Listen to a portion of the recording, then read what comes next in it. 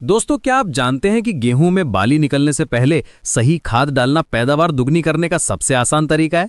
आज मैं आपको वो राज बताने वाला हूं जो हजारों किसान भाइयों की जिंदगी बदल चुका है। अगर आप भी अपनी गेहूं की फसल से रिकॉर्ड ब्रेकिंग पैदावार चाहते हैं तो ये एपिसोड आपके लिए गेम चेंजर साबित होगा।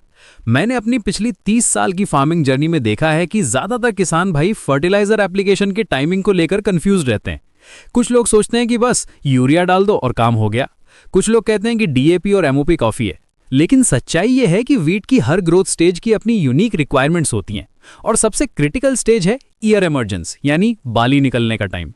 गेहूं की खेती में बाली निकलने का स्टेज सबसे क्रिटिकल होता है। ये वो समय होता है जब आपकी फसल तय करती है कि वो आपको कितना देगी। 60 से 70 दिन की उम्र में जब गेहूं में बाली निकलने वाली होती है तब पौधे को सबसे ज्यादा एनर्जी की जरूरत होती है। इस टाइम पर अगर सही न्यूट्रिशन नहीं मिला तो बालियां छोटी रह जाती हैं, दाने कम बनते हैं और पैदावार घट जाती है। लेकिन सही खाद का स्प्रे करने से बालियां लंबी, मोटी और दानों से भरी हुई मिलती हैं। इस स्टेज को समझने के लिए आपको वीट प्लांट की बायोलॉजी जानना जरूरी है। जब वीट प्लांट 60 दिन का हो जाता है तब इंटरनली बहुत सारी बायोकेमिकल प्रोसेसेस चल रही होती है।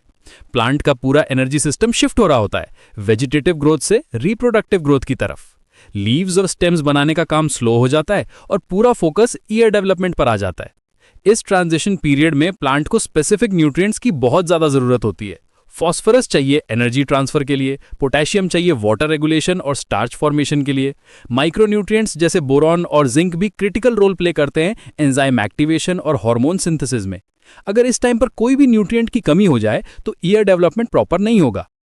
आज हम इन्हीं चमत्कारी खादों के बारे में डिटेल में बात करेंगे। मैं आपको स्टेप बाय स्टेप बताऊंगा कि कौन सी फर्टिलाइजर कब यूज करनी है, कितनी क्वांटिटी में डालनी है और कैसे स्प्रे करना है।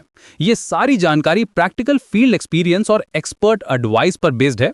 मैंने पर्सनली हजारों फार्मर्स के साथ काम किया है और जो रिजल्ट्स मैंने देखे हैं वो अमेजिंग है। पंजाब के एक फार्मर ने मुझे बताया कि पहले उसकी average yield 22 quintals per hectare थी। जब उसने ये मेथड फॉलो किया तो यील्ड 32 क्विंटल्स पर हेक्टेयर हो गई, यानी 10 क्विंटल्स पर हेक्टेयर का इंक्रीज सिर्फ राइट फर्टिलाइजर एप्लीकेशन से। सबसे पहले समझते हैं कि ईयर इमर्जेंस स्टेज में गेहूं को कौन से न्यूट्रिएंट्स चाहिए। इस टाइम पर फास्फोरस, पोटेशियम, बोरॉन और जिंक सबसे इंपॉर्टेंट है। फास्फोरस बालियों को मजबूत बनाता है और दानों की फॉर्मेशन में हेल्प करता है। पोटेशियम दानों को मोटा और हैवी बनाता है।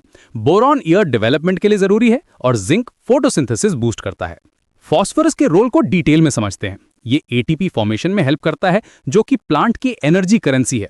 ईयर इमर्जेंस के टाइम पर प्लांट को बहुत सारी एनर्जी चाहिए होती है सेल डिवीजन और डिफरेंशिएशन के लिए।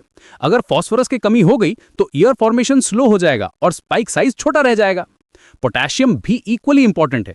ये ऑस्मोटिक प्रेशर मेंटेन करता है सेल्स में, जिससे प्रॉपर वाटर अपटेक होता है।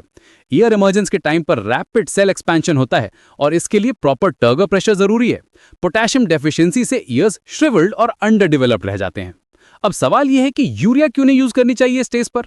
यूरिया यहां काम नहीं करती क्योंकि वो नाइट्रोजन ज्यादा देती है जो इस स्टेज पर ग्रास की बढ़ोतरी करती है, ना कि दानों की। इसीलिए वाटर सॉल्युबल एनपीके और माइक्रोन्यूट्रिएंट्स का ही स्प्रे बेस्ट है। यूरिया की प्रॉब्लम यह है कि यह स्लो रिलीज नाइट्रोजन देती है। ईयर इमर्जेंस स्टेज में प्लांट को इमीडिएट अवेलेबिलिटी चाहिए स्पेसिफिक न्यूट्रिएंट्स की। यूरिया सॉइल में जाकर कन्वर्ट होती है अमोनियम में, फिर नाइट्रेट में। यह पूरा प्रोसेस टाइम लेता है। जब तक ये अवेलेबल होती है क्रिटिकल विंडो निकल जाती है। दूसरी प्रॉब्लम यह है कि यूरिया ज्यादातर नाइट्रोजन देती है। नाइट्रोजन वेजिटेटिव ग्रोथ प्रमोट करती है। ईयर इमर्जेंस स्टेज में अगर ज्यादा नाइट्रोजन मिल जाए तो प्लांट फिर से लीव्स और टिलर्स बनाने में एनर्जी वेस्ट कर देता है। इससे ईयर डेवलपमेंट कॉम्प्रोमाइज हो जाता है। वाटर सॉल्युबल फर्टिलाइजर्स का एडवांटेज ये है कि ये इमीडिएटली अवेलेबल होते हैं प्लांट्स को। फोलियर एप्लीकेशन से डायरेक्ट एब्जॉर्प्शन होता है लीव्स के थ्रू। ये बाईपास कर देता है सॉइल के कॉम्प्लेक्स प्रोसेसेस को। प्लांट को एग्जैक्टली वो न्यूट्रिएंट्स मिल जाते हैं जिनकी जरूरत है, एग्जैक्टली उस टाइम पे जब जरूरत है। पहली और सबसे इंपॉर्टेंट फर्टिलाइजर है एनपीके 005234, जिसे मोनो अमोनियम फॉस्फेट भी कहते हैं। इसमें 52% फास्फोरस और 34% पोटेशियम होता है। ये बालियों को मजबूत बनाता है और दानों को अच्छे से भरने में मदद करता है। इसकी क्वांटिटी है 1 किलो पर एकड़ और इसे 200 लीटर पानी में घोलकर स्प्रे करना है। एनपीके 005234 का केमिस्ट्री समझते हैं। इसमें फास्फोरस फॉस्फेट के फॉर्म में होता है जो कि रेडिली अवेलेबल होता है प्लांट्स को। ये एटीपी सिंथेसिस में डायरेक्टली इन्वॉल्व होता है। पोटेशियम भी आयनिक फॉर्म में होता है जो कि एंजाइम एक्टिवेशन के लिए परफेक्ट होता है।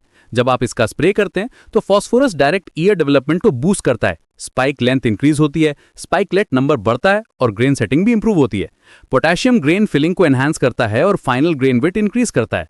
मार्केट में आपको डिफरेंट ब्रांड्स मिलेंगे इस फर्टिलाइजर के। इफ्को, कोरोमंडल, यूपीएल जैसी कंपनीज बनाती हैं। क्वालिटी में थोड़ा डिफरेंस हो सकता है लेकिन कॉम्पोजिशन सेम रहता है। हमेशा रेप्यूटेड ब्रांड ही चूज करें क्योंकि प्योरिटी इंपॉर्टेंट होती है।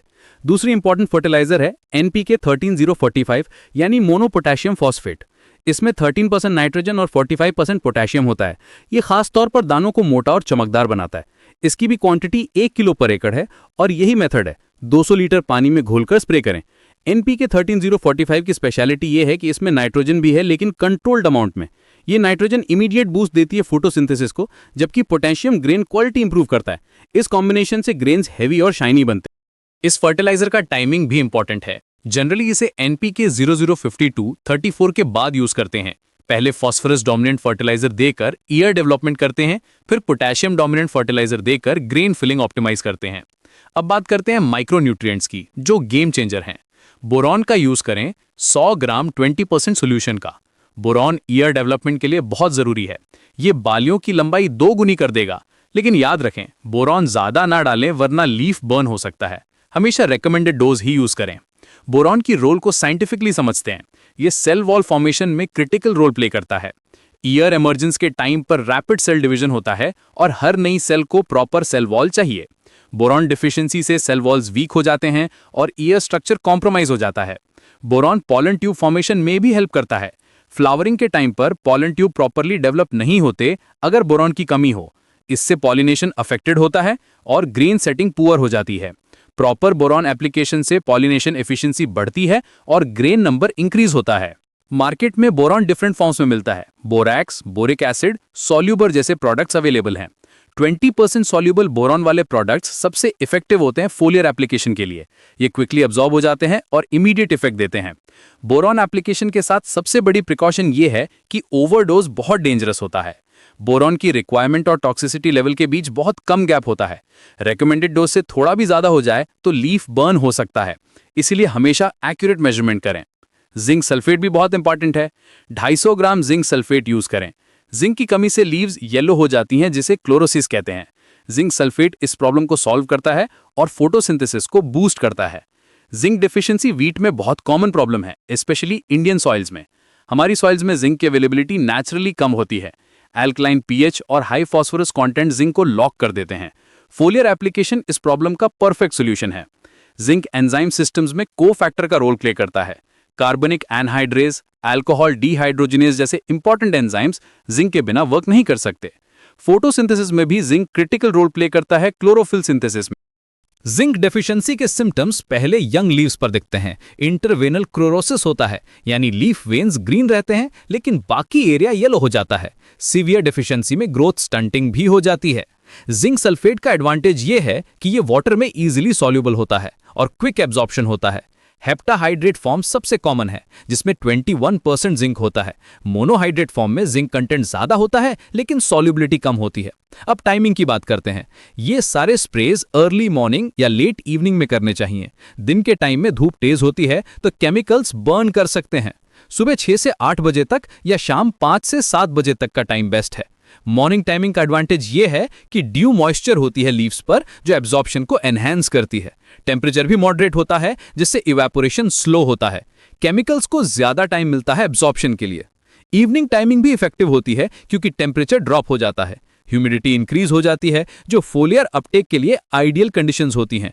ओवरनाइट एक्सपोजर भी मिलता है केमिकल्स को, जो कंप्लीट एब्जॉर्प्शन इंश्योर करता है। विंड कंडीशंस भी इंपॉर्टेंट हैं। लाइट ब्रीज एक्सेप्टेबल है लेकिन स्ट्रॉन्ग विंड में स्प्रे नहीं करना चाहिए। विंड से स्प्रे ड्रिफ्ट हो जाता है और अनइवन एप्लीकेशन हो जाता है।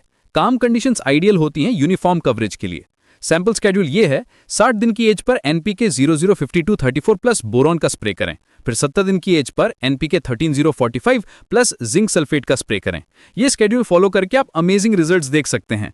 इस स्केड्यूल की लॉजिक ये है कि पहले फॉस्फोरस और बोरॉन देकर ईयर इनिशिएशन और डेवलपमेंट को बूस्ट करते हैं, फिर पोटैश और जिंक देकर ग्रेन फिलिंग और क्वालिटी को ऑप्टिमाइज करते हैं। दोनों स्प्रेस के बीच 10 दिन का गैप आइडियल होता है प्रॉपर यूटिलाइजेशन के लिए। कुछ फार्मर्स पूछते हैं कि क्या सिंगल स्प्रे में सब कुछ मिक्स कर सकते हैं? टेक्निकली पॉसिबल है लेकिन रिकमेंडेड नहीं है। डिफरेंट न्यूट्रिएंट्स की पीक डिमांड डिफरेंट टाइम्स पर होती है। स्प्लिट एप्लीकेशन से बेटर यूटिलाइजेशन होता है और ओवरडोज का रिस्क भी कम होता है। अगर वेदर कंडीशंस फेवरेबल नहीं है तो स्केड्यूल को एडजस्ट कर सकते हैं। अगर बारिश का फोरकास्ट है तो स्प्रे पोस्टपोन कर दें। अगर टेम्परेचर बहुत हाई है तो इवनिंग टाइमिंग प्रेफर करें। फ्लेक्सिबिलिटी इंपॉर्टेंट है, लेकिन ओवरऑल विंडो मिस नहीं करना चाहिए। अब कुछ इंपॉर्टेंट स्प्रेइंग टिप्स। पहली बात, हमेशा मॉइस्ट सॉइल में स्प्रे करें। अगर मिट्टी ड्राई है तो पहले हल्की इरिगेशन कर दें। दूसरी बात, क्वालिटी स्प्रेयर यूज करें। नोजल क्लीन होना चाहिए और प्रेशर प्रॉपर होना चाहिए। तीसरी बात, स्प्रे के बाद 2 से 3 दिन तक इरिगेशन ना करें। अगर बारिश हो जाए तो 3 से 4 दिन बाद दोबारा स्प्रे करें। सॉइल मॉइस्चर का रोल बहुत इंपॉर्टेंट है फोलियर अपटेक में। ड्राई सॉइल कंडीशंस में प्लांट वाटर स्ट्रेस में होता है और स्टोमेटा क्लोज हो जाते हैं। इससे फोलियर एब्जॉर्प्शन रिड्यूस हो जाता है। एडुकेट सॉइल मॉइस्चर से प्लांट हेल्दी रहता है और केमिकल अपटेक ऑप्टिमाइज होता है। स्प्रेयर क्वालिटी का डायरेक्ट इंपैक्ट होता है एप्लीकेशन यूनिफॉर्मिटी पर।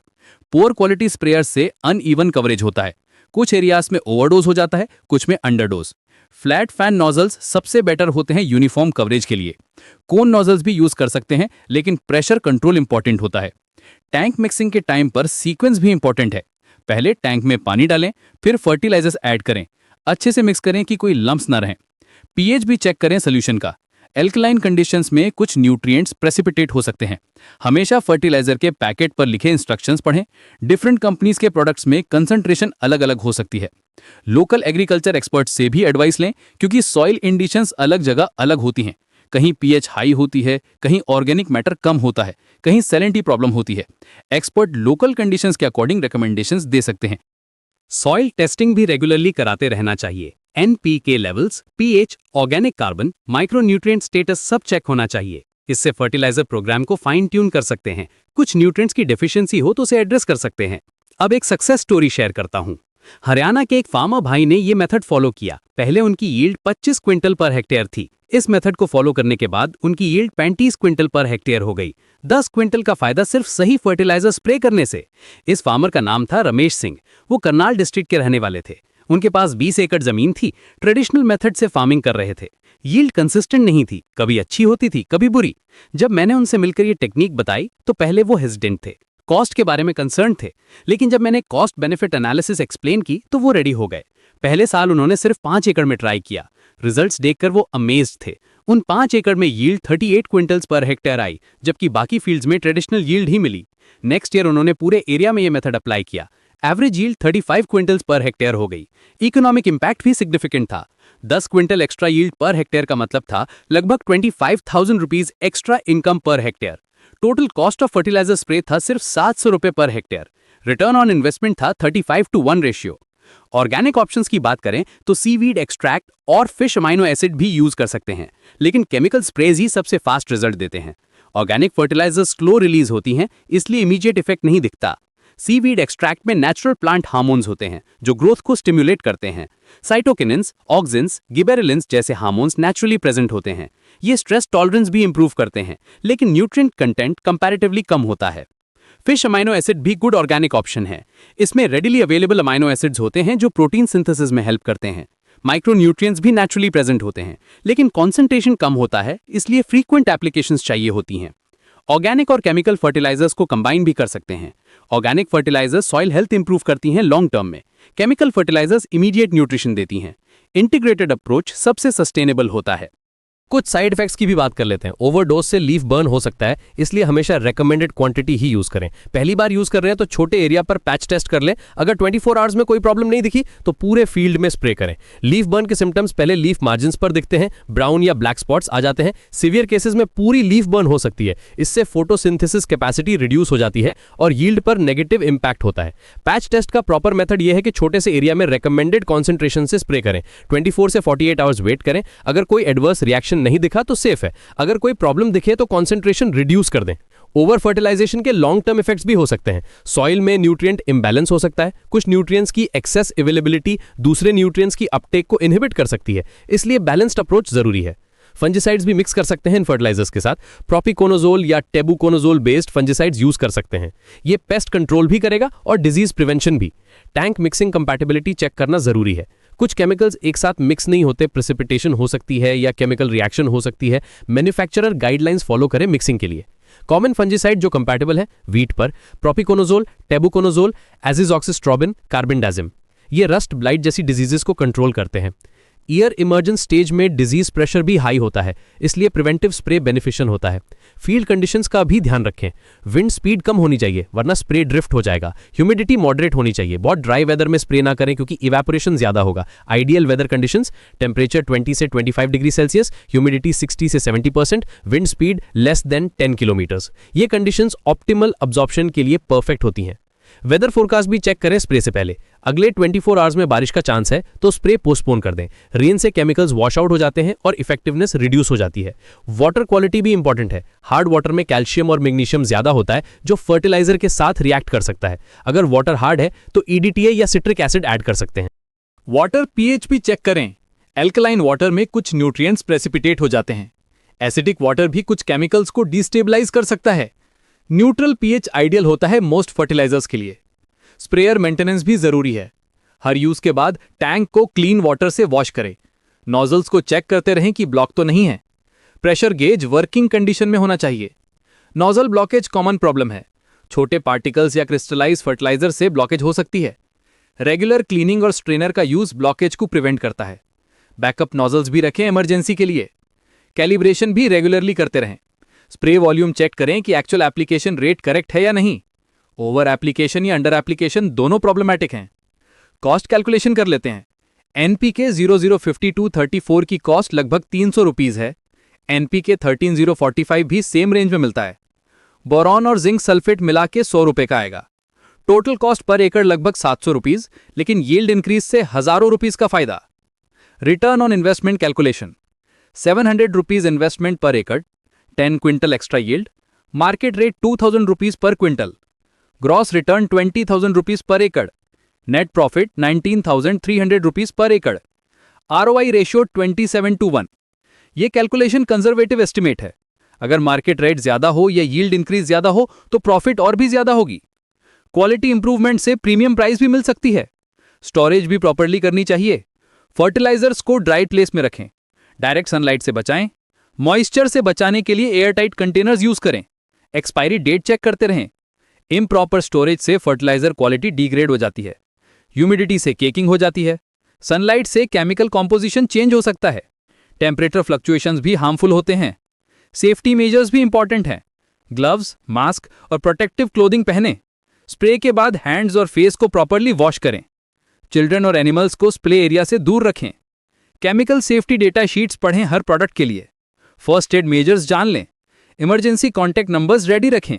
सेफ्टी इक्विपमेंट रेगुलरली चेक करते रहें। टेक्नोलॉजी का भी यूज करें। ड्रोन स्प्रेइंग अब अवेलेबल है जो यूनिफॉर्म कवरेज देता है। GPS गाइडेड स्प्रेयर्स भी आगे हैं जो प्रिसीजन एग्रीकल्चर में हेल्प करते हैं। ड्रोन टेक्नोलॉजी के advantages: uniform coverage, difficult terrain access, time saving, labour reduction. लेकिन इनिशियल इन्वेस्टमेंट हाई होती है। स्मॉल फार्मर्स के लिए कस्टम हायरिंग सर्विसेज अवेलेबल हैं। फ्यूचर में ऑटोमेशन और भी एडवांस होगी। AI based recommendations, sensor guided applications, variable rate technology सब मेन स्ट्रीम हो जाएंगे। अर्ली अडॉप्टर्स को कंपेटिटिव एडवांटेज मिलेगा। तो दोस्तों, ये थी कंप्लीट गाइड वीट में ईयर इमर्जेंस स्टेज पर फर्टिलाइजर एप्लीकेशन की। ये जानकारी प्रैक्टिकल फील्ड एक्सपीरियंस और एक्सपर्ट ट्राई पे बेस्ड है। अगर आप भी इन टिप्स को फॉलो करेंगे तो डेफिनेटली आपकी यील्ड इंक्रीज होगी। नेक्स्ट एपिसोड में मैं ग्रीन फिलिंग स्टेज के टिप्स शेयर करूंगा। कैसे दानों को और भी हैवी और क्वालिटी वाला बनाया जाए, ये सब डिटेल में बताऊंगा। अपने रिजल्ट्स कमेंट में शेयर करना। कौन सा मेथड ट्राई किया, कितना फायदा हुआ, ये सब बताना। आपके एक्सपीरियंस से दूसरे फार्मर्स को भी हेल्प मिलेगी। जय जवान, जय किसान।